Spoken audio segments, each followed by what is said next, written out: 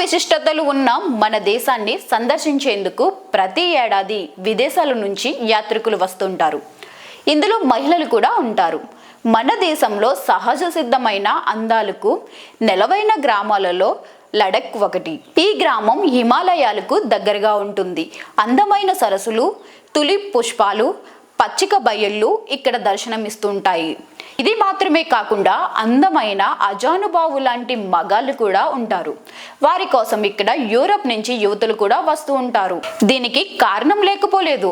అందమైన అజానుబాహు లాంటి పిల్లలకు జన్మనివ్వాలని ఆ మహిళలు ఇక్కడికి ప్రయాణం సాగిస్తుంటారు. ఇది చదవడానికి కొంచెం వింతగా ఉన్నప్పటికీ ఇది ముమ్మాటికి నిజం.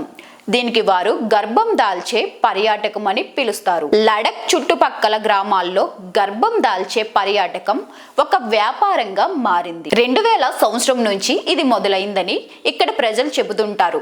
లడన్ సుప్రసిద్ధ కార్గిల్ సెక్టార్ కు 70 కిలోమీటర్ దూరంలో ఉంటుంది.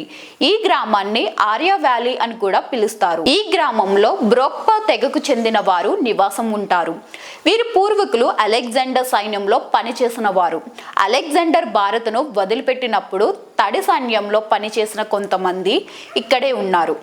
అలా వారి సంతతి ఇక్కడ పెరిగింది. అయితే వీరంతా 6 అడుగుల ఎత్తు, తెలుపు ప్లస్ గోధుమ రంగుల మిశ్రమంతో కూడిన వర్ణం, బలమైన దేహం, అద్భుతమైన రోగ నిరోధక శక్తి, ఒత్తైన వెంట్రుకలతో అందంగా కనిపిస్తారు. నీలిరంగు కళ్ళుతో అద్భుతంగా దర్శనమిస్తారు. వీరంతా ఆర్యుల జాతికి చెందిన వారిని యూరోపియన్ మహిళలు నమ్ముతుంటారు. అందుగురించే వారిక్కడికి విపరీతంగా వస్తూ బ్రోక్పా జాతికి చెందిన వారితో యూరోపియన్ దేశాలకు చెందిన మహిళలు ఎక్కువగా శృంగారంలో పాల్గొంటారు. ఇలా పాల్గొనేందుకు బ్రోక్రా జాతికి చెందిన వారికి డబ్బులు కూడా చెల్లిస్తుంటారు. గర్భం దాల్చిన తర్వాత ఇక్కడి నుంచి వెళ్ళిపోతారు. జర్మనీ, ఆస్ట్రియా, ఫ్రాన్స్ దేశాలకు చెందిన యువతలు ఈ ప్రాంతానికి ఎక్కువగా వస్తూ ఉంటారు.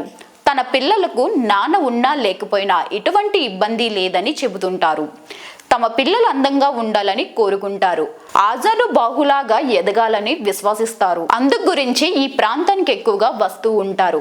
ఈ ప్రాంతంలో గర్భం దాల్చే పర్యాటకం పెరగడానికి ప్రధాన కారణం అదే. దీనిపై దేవేంద్ర కుమార్ షైనీ అనే ఒక వ్యక్తి ట్విట్టర్ లో ఒక పోస్ట్ ద్వారా సుదీర్ఘంగా వివరించాడు. అది ప్రస్తుతం సోషల్ మీడియాలో వైరల్ అవుతుంది.